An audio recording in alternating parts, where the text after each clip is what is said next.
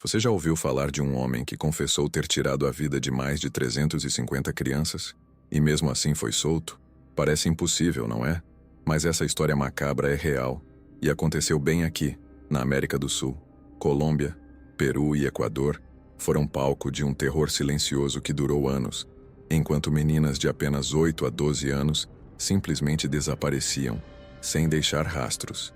Hoje, você vai conhecer a trajetória obscura de Pedro Alonso Lopes, o serial killer que ficou conhecido como o Monstro dos Andes, um nome que até soa como lenda urbana, mas que carrega nas costas o peso de um dos maiores massacres em série da história moderna. O mais assustador, ele pode estar vivo e solto. Mas por que ninguém fala sobre ele? O que fez o sistema judicial permitir que um homem tão perigoso escapasse da justiça? E mais importante, o que isso revela sobre o perigo que ainda ronda as nossas crianças? Prepare-se, porque o que vem a seguir pode mudar a forma como você enxerga o mundo ao seu redor. Você vai entender como traumas de infância, falhas na lei e descasos das autoridades podem criar um monstro real, e por que a vigilância dos pais e a educação das crianças são mais necessárias do que nunca. Segure firme, esse mergulho na escuridão vai mexer com você. Pedro Alonso Lopes veio ao mundo em 1948, em solo colombiano, já cercado por tragédias. Seu pai foi morto em combate durante a violência, uma guerra civil que arrastou a Colômbia para um ciclo de sangue e desespero. A mãe, sobrecarregada com 13 filhos, se prostituía para sobreviver. Não havia espaço para afeto, só para o caos. Em meio à pobreza extrema e abandono, Pedro cresceu num lar onde o amor era ausente e a agressividade constante. Era uma infância desfigurada, marcada pela ausência total de segurança e cuidado, um terreno fértil para o nascimento da revolta. Aos 8 anos, Pedro foi expulso de casa após tentar abusar de uma das irmãs. Em vez de apoio ou intervenção, o que ele recebeu foi a porta da rua. Jogado nas ruas, ele virou estatística. Mais uma entre milhares de crianças desaparecidas que se perdem no vácuo social da criminalidade na América do Sul.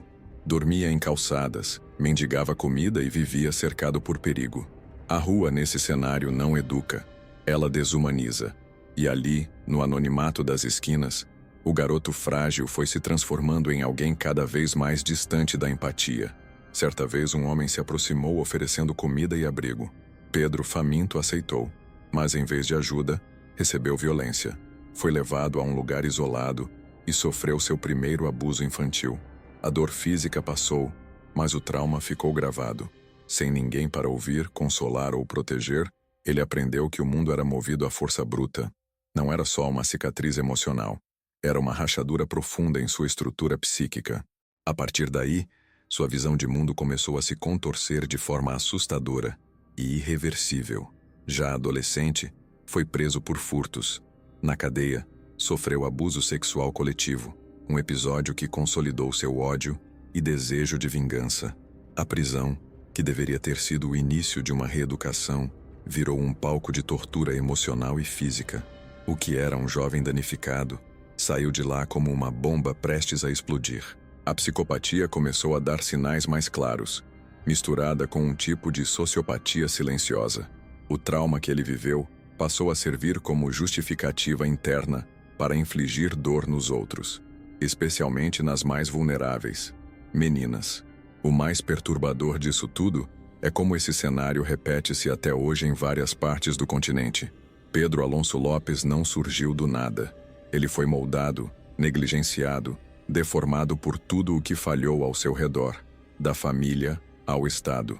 O que vemos aqui é o reflexo de um sistema judicial falho, de políticas públicas ineficientes e de uma sociedade que fecha os olhos para o sofrimento infantil. Enquanto isso, crianças continuam sumindo e o ciclo da dor segue girando. E aí a gente se pergunta, onde está a vigilância? E quem vai quebrar esse ciclo antes que outro monstro desperte? É fácil olhar para um serial killer como Pedro Alonso Lopes e enxergar apenas o monstro. Difícil é encarar o processo lento e sombrio que transformou um menino abusado num assassino em série. Depois de tanto sofrimento, Pedro não buscou cura. Ele buscou repetição.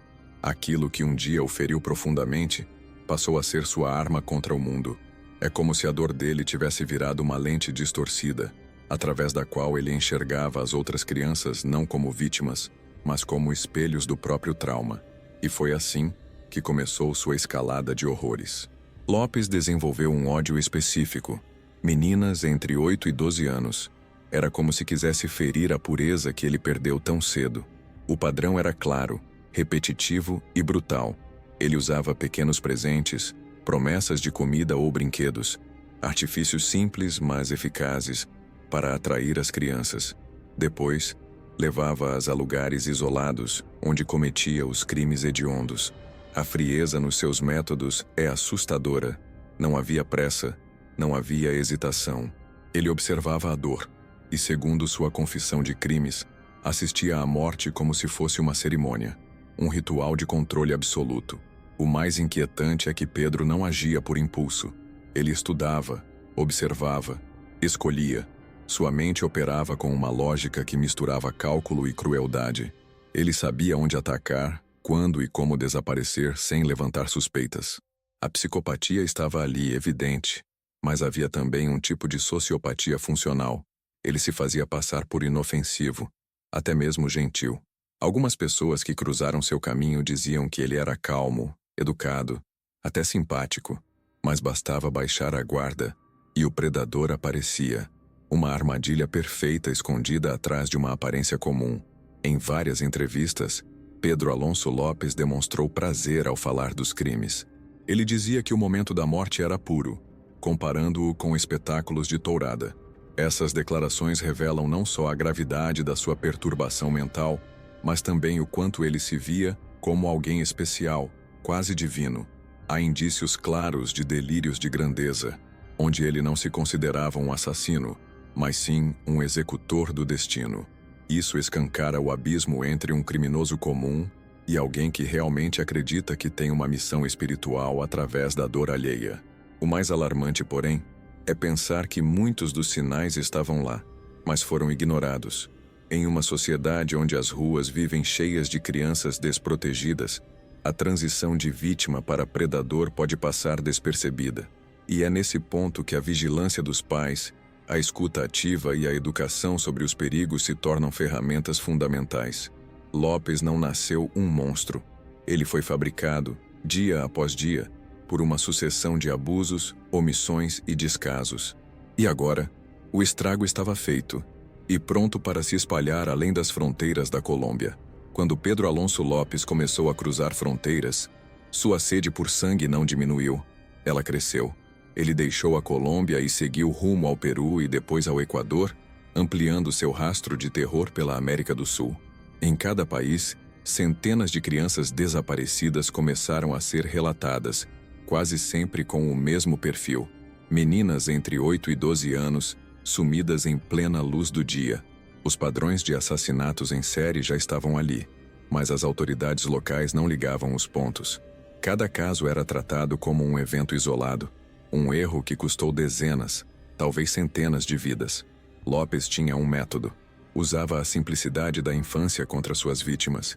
Entregava doces, pequenas bijuterias ou brinquedos, o suficiente para conquistar a confiança das meninas mais vulneráveis. Em regiões pobres onde um simples presente já representa carinho, isso era mais do que eficaz. Era mortal. Ele levava as crianças até vales ou terrenos abandonados, longe da vista de todos. Lá, cometia os crimes mais brutais possíveis, sem pressa e sem remorso. Ele era uma sombra silenciosa, camuflada pela miséria e pela ineficiência das investigações. Um predador à solta entre os esquecidos. Foi no Equador, na cidade de Ambato, que o terror ganhou novos contornos. Em 1980, os relatos de meninas desaparecidas atingiram níveis alarmantes. A população, antes indiferente, começou a desconfiar que algo muito mais grave estava acontecendo. As autoridades, pressionadas, ainda relutavam em aceitar que se tratava de um único autor. Afinal, seria possível alguém ser tão cruel e eficiente ao ponto de matar mais de 300 vezes? A resposta estava mais próxima do que imaginavam e mais assustadora do que podiam suportar. Um serial killer operava bem debaixo de seus narizes. A verdade veio à tona quando uma mãe percebeu um homem rondando sua filha em um mercado. Desconfiada, ela acionou a polícia. Pedro foi detido, mas a confissão só viria depois de uma abordagem pouco convencional. Um policial se passou por prisioneiro para ganhar sua confiança. Aos poucos, Lopes começou a contar tudo, sem pressa, sem culpa. Detalhou as mortes, os métodos e até os lugares onde os corpos estavam enterrados. Confissão de crimes que gelava a espinha de qualquer um. Um misto de orgulho e frieza envolvia cada palavra, como se estivesse descrevendo troféus, não tragédias. Essa fase revela o quão desprotegidas estavam as fronteiras sul-americanas. A criminalidade na América do Sul, especialmente contra crianças, era subestimada e mal combatida. Não havia troca de informações entre os países, nem protocolos efetivos para investigar desaparecimentos em série. Pedro Alonso Lopes aproveitou esse vácuo. Ele transitava entre territórios com a confiança de quem sabe que a impunidade é quase certa. E é aí que fica claro. O problema não era só ele. Era todo um sistema falho, que permitia que um monstro dos Andes se alimentasse de inocência impunemente. A queda de Pedro Alonso Lopes começou de forma quase banal, com o olhar atento de uma mãe. Em Ambato, no Equador, ela percebeu um homem estranho, observando sua filha com atenção demais. O instinto materno falou mais alto, e desconfiada chamou a polícia. Esse simples ato de vigilância dos pais acabou levando à prisão de um dos mais aterrorizantes serial killers da história. Até então, Pedro era um fantasma que vagava entre países, deixando um rastro de crimes hediondos por onde passava. Mas naquele dia, pela primeira vez, ele tropeçou. Preso por suspeita, Pedro manteve a calma. Negava tudo com a tranquilidade de quem já havia escapado de outras situações. Foi então que a polícia adotou uma estratégia fora do padrão. Colocaram um agente disfarçado como prisioneiro em sua cela. A ideia era ganhar sua confiança e arrancar informações que ele jamais diria a um oficial comum. Funcionou. Em pouco tempo, Pedro começou a falar. E o que ele revelou deixou todos em choque. Ele não apenas admitiu os crimes, ele os narrou com detalhes sombrios e uma frieza impressionante. A confissão de crimes incluía mais de 300 assassinatos, todos cometidos com o mesmo padrão macabro. Pedro levava as meninas para áreas afastadas, violentava e as observava morrer. Contava como se estivesse narrando uma cena qualquer, sem pesar na voz, sem hesitar. Dizia que o momento da morte era lindo, que via algo espiritual nos olhos das vítimas. Esse tipo de declaração evidenciava um grau elevado de psicopatia, total ausência de remorso, empatia ou humanidade. Ele via suas ações como uma espécie de missão pessoal. Em um ponto especialmente perturbador, ele afirmou que havia parado de matar apenas porque a polícia havia interrompido sua obra. Ou seja, ele não tinha planos de parar, nenhuma culpa, nenhum sinal de que aquilo era errado. Pedro Alonso Lopes se via como um ser superior, acima da moral e da justiça. E pasmem, mesmo com dezenas de corpos encontrados nos locais indicados por ele, muitas autoridades ainda hesitavam em acreditar que tudo aquilo pudesse ter sido obra de uma só pessoa. A monstruosidade era tão grande que desafiava a lógica, e isso dificultava ainda mais o processo de responsabilização. A captura de Pedro deveria ter sido o ponto final dessa história, mas, como veremos nos próximos tópicos, foi apenas um intervalo. A justiça começou a se mover sim, mas de maneira lenta, ineficiente e, no fim das contas, falha. O que se esperava era um julgamento exemplar que impedisse qualquer chance de liberdade. O que se viu, no entanto, foi um sistema confuso, fragmentado entre países e leis que mais protegiam o criminoso do que as vítimas. E a pergunta que ecoava entre as famílias era uma só: como garantir que esse homem jamais voltaria a circular livre? Quando os peritos começaram a estudar o comportamento de Pedro Alonso Lopes, o que encontraram foi mais do que um assassino em série. Era uma mente repleta de distorções, marcada por uma fusão rara entre psicopatia e sociopatia. Ele não apenas matava, ele racionalizava, justificava e por vezes até espiritualizava seus atos. Para Pedro, suas vítimas não eram crianças, eram parte de um espetáculo sagrado. Ele chegou a afirmar que o momento da morte era divino e que observar os olhos das meninas se apagando era, para ele, uma experiência quase mística. Um delírio perigoso travestido de lógica interna. A visão que ele tinha de si mesmo ultrapassava qualquer senso de realidade. Em sua mente, ele não era um criminoso, mas uma espécie de executor escolhido por uma força maior. Esses traços de delírios de grandeza são típicos em perfis altamente perigosos. Pedro comparava suas ações atouradas, dizendo que havia beleza na morte, como se estivesse realizando uma arte distorcida. Não é exagero dizer que ele via seus crimes como apresentações. Isso nos ajuda a entender por que ele falava sobre os assassinatos com tanto detalhe, e às vezes, até com orgulho. Era a sua obra. É nesse ponto que o estudo do comportamento criminal se faz tão importante. Entender mentes como a de Pedro Alonso Lopes vai muito além da curiosidade macabra. É um alerta.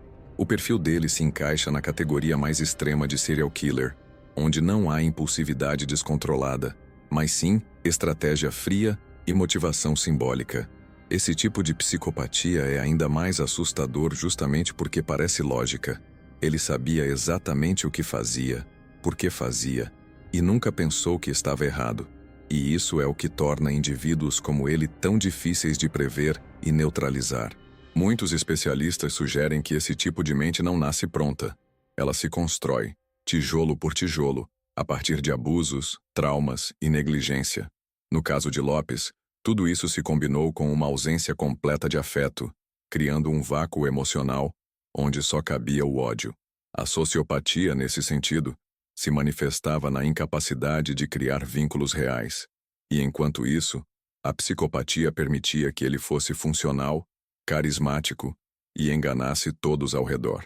Um predador com cara de cidadão comum, o que é ainda mais perigoso porque passa despercebido.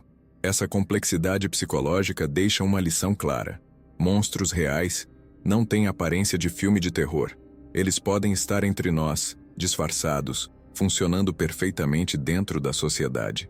Pedro era essa figura, um homem que sorria enquanto planejava assassinatos. E talvez o mais inquietante de tudo seja perceber que, mesmo após avaliações psiquiátricas, ele conseguiu burlar o sistema. Porque nem sempre saber que um indivíduo é perigoso basta.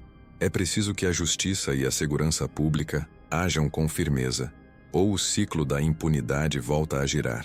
E como veremos a seguir, foi exatamente isso que aconteceu. Depois de toda a comoção, de confissões explícitas e corpos encontrados, esperava-se que Pedro Alonso Lopes jamais voltasse a ver a luz do sol. Mas a realidade foi outra, bem mais revoltante. Condenado inicialmente por 110 assassinatos no Equador, ele pegou o máximo previsto pela lei, 16 anos de prisão. Isso mesmo, nem 20 anos por uma sequência de crimes hediondos que ceifaram vidas inocentes em 3 países. Por bom comportamento, ainda teve a pena reduzida e saiu em 1994, com apenas 14 anos cumpridos. Uma afronta à memória das vítimas e às famílias devastadas. A justificativa era simples, mas absurda. O Equador não tem pena de morte, nem prisão perpétua. E na época, as leis impediam penas longas demais, mesmo para assassinos em série. O sistema, engessado e ultrapassado, mostrou-se totalmente despreparado para lidar com um caso tão extremo. É o retrato cru de um sistema judicial falho, onde a gravidade dos crimes não encontra eco na punição. Enquanto isso, a imprensa noticiava o escândalo com perplexidade, e a população não conseguia acreditar que o monstro dos Andes estava livre, como se nada tivesse acontecido. Mas não para por aí. Após sua libertação no Equador, Pedro foi deportado para a Colômbia, onde esperava-se que cumprisse nova pena. No entanto, o que aconteceu foi uma reviravolta quase cômica, se não fosse trágica. Ele foi internado em um hospital psiquiátrico, considerado inimputável por insanidade. Lá ficou por mais 4 anos, até ser considerado apto para viver em sociedade novamente. Em 1998, foi solto, livre, sem tornozeleira, sem monitoramento, sem paradeiro conhecido. A justiça falhou em dobro, primeiro ao prendê-lo pouco, depois ao deixá-lo desaparecer. Até hoje, o destino de Pedro Alonso Lopes é um mistério. Há rumores de que ele morreu, outros dizem que mudou de nome e vive recluso em alguma região da Colômbia. Mas a verdade é que ninguém sabe ao certo. E isso é um golpe brutal na ideia de justiça. Como pode alguém com confissão de mais de 350 assassinatos, que demonstrou prazer no sofrimento alheio, simplesmente sumir? Um fantasma real carregando o título de um dos maiores serial killers do mundo, livre, leve e solto. É como se o mundo tivesse virado as costas para as vítimas e dado um tapinha nas costas do carrasco. Esse capítulo é um dos mais revoltantes de toda a história. Ele revela não só a falência de um sistema, mas também o desprezo institucional pela dor das famílias. Porque não é só sobre Pedro Lopes, é sobre todas as outras crianças em risco, sobre o precedente que isso cria. Um caso que escancara a fragilidade das leis penais na criminalidade na América do Sul, e o quanto ainda estamos longe de um sistema que protege os inocentes de forma eficaz. E no próximo tópico, veremos como tudo isso se reflete na forma como a sociedade falhou com essas crianças antes mesmo da primeira morte. Antes mesmo da prisão de Pedro Alonso Lopes, a tragédia já estava anunciada, mas ninguém escutou.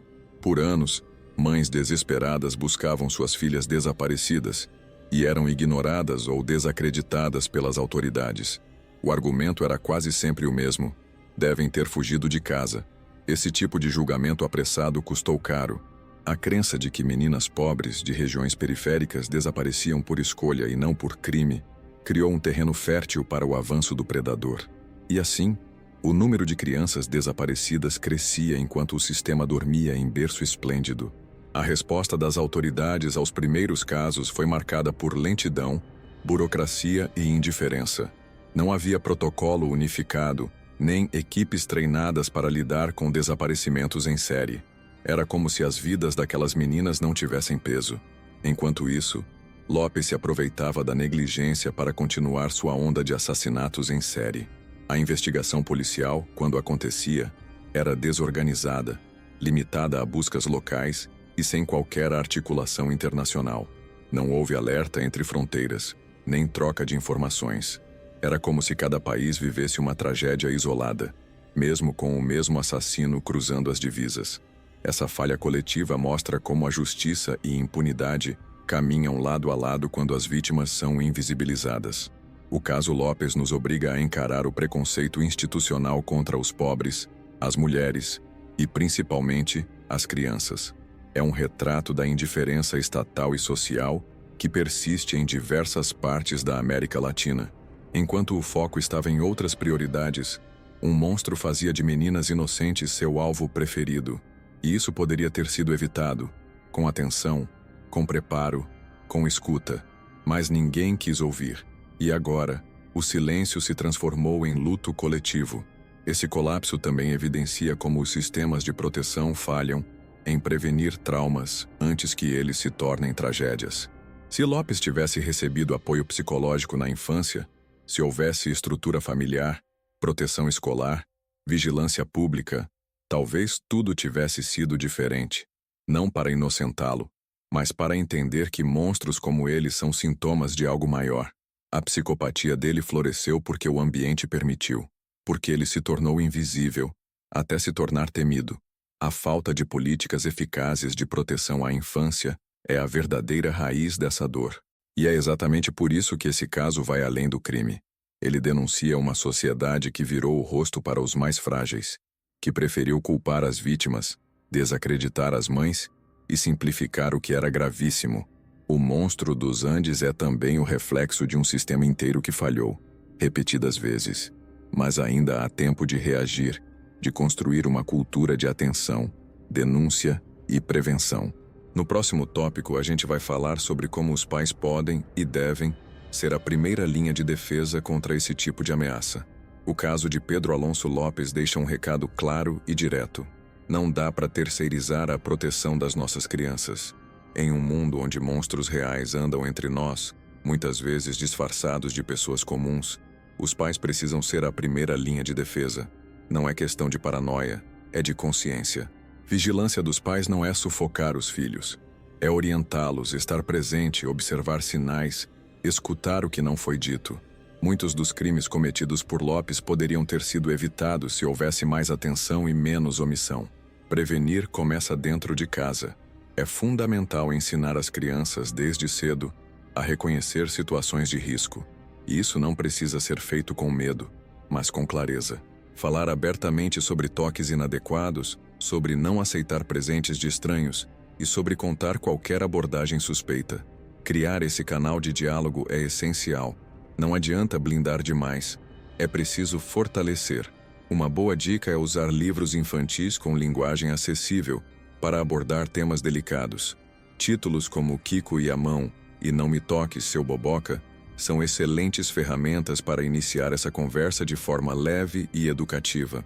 A tecnologia também pode ser uma aliada nessa proteção. Hoje, existem aplicativos que ajudam a monitorar localização, estabelecer rotas seguras e até permitir comunicação rápida em caso de emergência. Mas nada substitui a presença. Participar da vida da criança, saber quem são seus amigos, com quem ela conversa online e quais são seus medos, é o que realmente faz diferença. A maioria dos serial killers como Lopes age onde há brechas. Famílias distraídas, comunidades desorganizadas, escolas sem preparo. A segurança se constrói em rede, com cada adulto assumindo sua parte. E por mais difícil que seja, precisamos falar sobre realidade. As crianças não podem crescer numa bolha. É doloroso, mas necessário. Explicar que o mundo tem perigos, inclusive de gente que parece confiável. O papel dos pais é dar informação na medida certa, sem gerar pânico, mas também sem omitir. As vítimas de Pedro eram meninas simples, sonhadoras, que só queriam brincar ou ajudar a família. Tinham sonhos interrompidos por um predador que se aproveitava da inocência. E isso só reforça o quanto precisamos preparar nossos filhos para identificar o perigo e pedir ajuda sem medo. Por fim, a vigilância não termina na infância. Ela evolui com o tempo. À medida que as crianças crescem, a conversa também precisa amadurecer. Falar sobre consentimento, respeito, autoestima e autonomia é uma forma poderosa de blindá-las contra possíveis abusadores. O caso de Lopes é um alerta brutal sobre o que acontece quando ninguém está olhando, mas também é um convite à mudança, para que pais, educadores e sociedade deixem de ser espectadores e passem a ser protetores ativos. No próximo tópico, vamos relembrar os números frios dessa tragédia, números que escondem histórias, sonhos e vidas perdidas. Pedro Alonso Lopes confessou ter matado 350 crianças. É um número que parece irreal, como se pertencesse a uma história inventada, mas está registrado em depoimentos oficiais. E por mais difícil que seja imaginar essa quantidade de vítimas, é fundamental não esquecer que cada número era uma vida, uma criança, uma família, uma história interrompida. É fácil se perder na estatística e esquecer da dor real. Mas pense, 350 escolas poderiam perder um aluno, 350 mães poderiam estar esperando o filho voltar para casa. E tudo isso causado por uma única pessoa. Dessas 350 mortes, apenas 110 foram oficialmente reconhecidas pelas autoridades. Os demais casos ficaram sem provas concretas ou com corpos nunca encontrados. A falta de recursos, de perícia adequada e de cooperação entre os países foi um dos grandes entraves. Era um desafio lidar com crimes que ultrapassavam fronteiras e envolviam vítimas pobres, invisíveis aos olhos do Estado. Ainda assim, mesmo com essa cifra já absurda, Pedro cumpriu apenas 14 anos de prisão. Isso mesmo, pouco mais de 2 semanas por cada vida tirada. Um cálculo macabro que mostra o quanto a justiça falhou. Outro detalhe cruel é o perfil das vítimas. Meninas entre 8 e 12 anos. Um padrão específico que revela o quanto Lopes era metódico em sua maldade. Essa faixa etária representa o início da adolescência, uma fase delicada onde a criança começa a descobrir o mundo e ao mesmo tempo está extremamente vulnerável. Ele escolhia esse grupo não por acaso, mas porque sabia que seriam mais fáceis de manipular, de atrair com presentes simples. É o retrato de um predador que estudava suas presas, com a frieza de quem via a dor como espetáculo. Esses números, quando analisados com calma, deixam de ser estatística e passam a ser acusação. Acusam a omissão, o descaso, a lentidão da resposta estatal. Acusam também a normalização do horror. Porque não estamos falando de crimes isolados, mas de uma cadeia contínua de violência que atravessou 3 países. Equador, Colômbia e Peru falharam. em proteger, em investigar, em punir. E a pergunta que ecoa é: se 350 mortes não bastam para garantir prisão perpétua, o que mais precisa acontecer? Quantas vidas valem uma pena justa? Esses dados, por mais duros que sejam, precisam ser lembrados. Porque esquecê-los seria cometer o mesmo erro das autoridades da época, fingir que o problema desapareceu. A história de Pedro Alonso Lopes nos obriga a encarar a realidade sem filtro e, principalmente, a nos perguntar que tipo de sociedade queremos construir daqui para frente. Uma que ignora os sinais e protege o agressor? Ou uma que luta pela justiça real e pela proteção das crianças? No encerramento deste roteiro, vamos refletir juntos e entender como transformar essa dor em ação. O que essa história diz sobre nós, como sociedade? Quantas vezes ignoramos sinais de alerta, confiamos demais nas aparências ou acreditamos que o mal só acontece com os outros? Pedro Alonso Lopes, o monstro dos Andes, não é apenas uma aberração do passado. Ele é um lembrete de que o mal, quando encontra silêncio, cresce, e quando encontra descaso, se espalha. Por isso a pergunta agora é: o que você pode fazer para que histórias como essa nunca mais se repitam? Você já conversou com seus filhos hoje? Já ouviu suas dúvidas, medos? Ou reparou em mudanças de comportamento? A prevenção começa em casa. E a mudança também. Que tal compartilhar esse vídeo com outros pais e responsáveis, para que mais pessoas estejam atentas? Às vezes, uma simples conversa pode salvar uma vida. Não é exagero, é realidade. E a gente já viu o que acontece quando ela é ignorada. E as autoridades? Será que estamos exigindo o suficiente delas? Ou nos acostumamos a ver a impunidade como parte do sistema? Se essa história te revoltou, te tocou ou te fez pensar diferente, então já é hora de agir. Escreva, denuncie, participe. Pressionar por leis mais rígidas, por proteção real à infância, é mais do que um direito, é um dever. Porque o que aconteceu com aquelas meninas não pode, de jeito nenhum, ser apenas mais uma tragédia esquecida. A dor que esse caso carrega é imensa, mas ela pode servir como um ponto de virada. Pode inspirar uma geração mais consciente, mais engajada e principalmente mais vigilante. A transformação começa com a informação. E se você chegou até aqui, parabéns. Você já deu o primeiro passo. Agora reflita. Que atitude você vai tomar depois desse vídeo? Vai fechar essa aba e seguir o dia normalmente? Ou vai olhar para o mundo com outros olhos, mais atentos, mais críticos, mais humanos? Se esse conteúdo te impactou de alguma forma, inscreva-se no canal, ative o sininho das notificações e compartilhe com quem precisa ouvir essa mensagem. Porque aqui, a gente não só conta histórias, a gente desperta consciências.